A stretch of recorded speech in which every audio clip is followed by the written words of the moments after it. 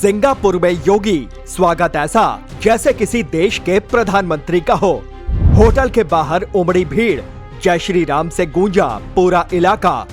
फूलों की बारिश, नारों की गूंज। क्या यह सिर्फ एक मुख्यमंत्री का दौरा है? प्रोटोकॉल से आगे बढ़कर भावनाओं का प्रदर्शन। और सवाल ये, क्या विदेशों में भी योगी की ब्रांडिंग नेशनल फेस बन चुकी है? सिंगापुर की सड़कों पर एक अलग ही दृश्य देखने को मिला। ये कोई आम राजनयिक दौरा नहीं था, न ही किसी व्यापारिक प्रतिनिधि मंडल का शांत कार्यक्रम। ये दृश्य था उत्तर प्रदेश के मुख्यमंत्री योगी आदित्यनाथ के स्वागत का, और स्वागत भी ऐसा मानो किसी राष्ट्राध्यक्ष या प्रधानमंत्री का हो। जिस होटल में योगी ठहरे, वहां सुबह से ही भारतीय समुदाय के लोग जमा होने लगे। धीरे धीरे भीड़ बढ़ती गई। हाथों में केसरिया दुपट्टे, कुछ के हाथों में भारतीय तिरंगा, तो कई के मोबाइल कैमरे ऑन। जैसे ही योगी होटल लॉबी से बाहर आए, पूरा वातावरण जय श्री राम के नारों से गूंज उठा। फूलों की वर्षा की गई, युवाओं ने उनके पैर छुए, महिलाओं ने आरती उतारी। सिंगापुर की चमचमाती सड़कों पर भारतीय आस्था और राजनीतिक लोकप्रियता का ऐसा संगम शायद ही पहले देखने को मिला हो। यहाँ सवाल उठना स्वाभाविक है, क्या ये सिर्फ एक राज्य के मुख्यमंत्री का स्वागत था, या ये उस राजनीतिक ब्रांड का प्रभाव है जो पिछले कुछ वर्षों में उत्तर प्रदेश की सीमाओं से निकलकर राष्ट्रीय और अंतर्राष्ट्रीय पहचान बन चुका है? योगी आदित्यनाथ का राजनीतिक व्यक्तित्व हमेशा से एक स्पष्ट और आक्रामक हिंदुत्व छवि के साथ जुड़ा रहा है। अयोध्या में राम मंदिर निर्माण से लेकर कानून व्यवस्था पर सख्ती तक उन्होंने खुद को एक निर्णायक प्रशासक के रूप में स्थापित किया है। यही छवि अब प्रवासी भारतीयों के बीच भी प्रभाव छोड़ती दिखाई दे रही है। सिंगापुर में बसे भारतीय समुदाय के लिए यह सिर्फ एक औपचारिक मुलाकात नहीं थी, ये एक भावनात्मक क्षण था। कई लोग कह रहे थे, हमें गर्व है कि हमारे राज्य का मुख्यमंत्री विदेश में भारत की आवाज बन रहा है। कुछ युवाओं ने तो ये भी कहा कि योगी जी में हमें एक मजबूत राष्ट्रीय नेतृत्व की झलक दिखती है। अब जरा हल्का सा राजनीतिक संदर्भ भी जोड़ लें। भारत में इस समय राष्ट्रीय राजनीति का केंद्र नरेंद्र मोदी है। प्रधानमंत्री मोदी की विदेश यात्राएं और उनका भव्य स्वागत कोई नई बात नहीं। न्यूयॉर्क से लेकर सिडनी तक उनके कार्यक्रमों में भारतीय समुदाय का उत्साह देखा गया है। लेकिन सिंगापुर में योगी का यह स्वागत कई लोगों को उस शैली की याद दिला गया। वही भीड़, वही नारे, वही फूलों की बारिश। फर्क बस इतना था कि यहाँ मंच पर प्रधानमंत्री नहीं, एक राज्य के मुख्यमंत्री थे। तो क्या ये संयोग है या संकेत? क्या ये केवल प्रवासी भारतीयों की भावनात्मक प्रतिक्रिया है, या फिर भारतीय राजनीति में एक समानांतर राष्ट्रीय चेहरा उभर रहा है? भारत की नजर से देखें तो यह घटना सिर्फ एक स्वागत समारोह नहीं, बल्कि एक राजनीतिक संदेश भी है। योगी आदित्यनाथ की छवि अब सिर्फ यूपी के सीएम तक सीमित नहीं रही। उनकी पहचान एक ऐसे नेता के रूप में बन रही है जो विचारधारा, प्रशासन और जन समर्थन तीनों को साथ लेकर चलते हैं। भारत के बारे में सोचता था कि क्या भारत डिजिटल इंडिया की बात करेगा, क्या भारत स्टार्टअप इकोसिस्टम के बारे में कोई चर्चा को आगे बढ़ाएगा, क्या भारत स्टैंड अप कल्चर को आगे बढ़ा पाएगा।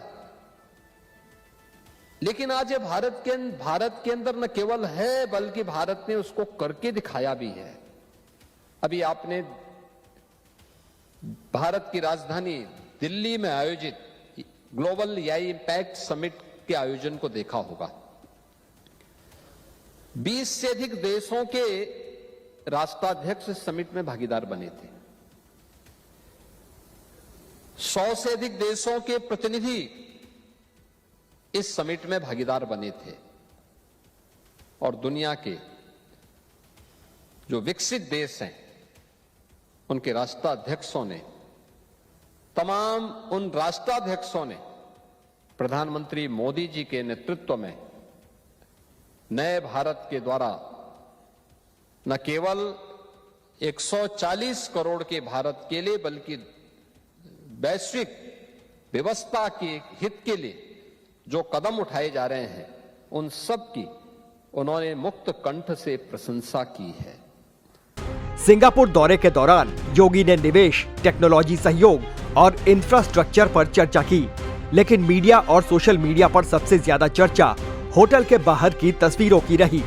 वीडियो क्लिप्स वायरल हो गए, फूल बरसते हुए, नारे लगते हुए और योगी हाथ जोड़कर अभिवादन स्वीकार करते हुए।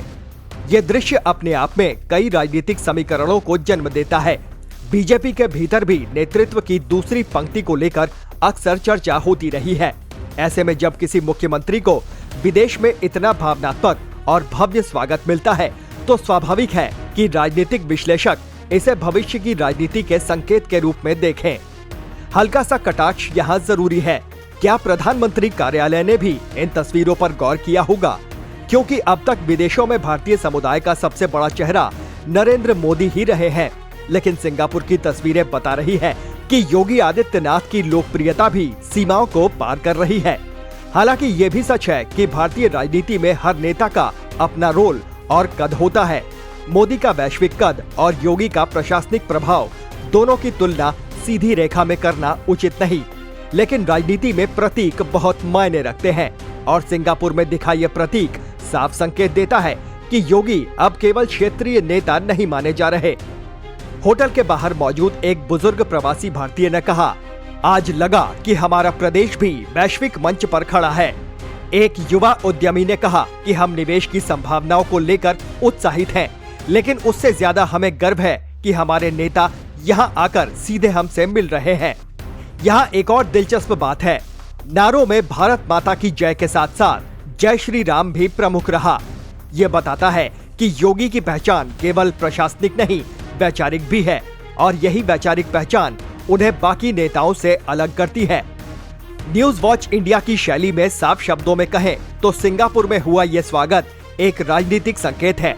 ये बताता है कि भारतीय राजनीति का करिश्मा केवल दिल्ली तक सीमित नहीं, लखनऊ में भी एक आवाज उठ रही है जिसे प्रवासी भारतीय सुन रहे हैं, समझ रहे हैं और समर्थन दे रहे हैं। अब देखना ये होगा कि क्या ये उत्साह केवल प्रतीकात्मक रहेगा या आने वाले समय में राष्ट्रीय राजनीति के समीकरणों को प्रभावित करेगा। फिलहाल इतना तय है, सिंगापुर का वो सुबह भारतीय राजनीति के इतिहास में एक खास तस्वीर बनकर दर्ज हो चुकी है, जहां एक मुख्यमंत्री का स्वागत प्रधानमंत्री जैसी भव्यता से हुआ और जहां नारों की गूंज ने बता दिया कि राजनीति की सीमाएं अब भौगोलिक नहीं रही।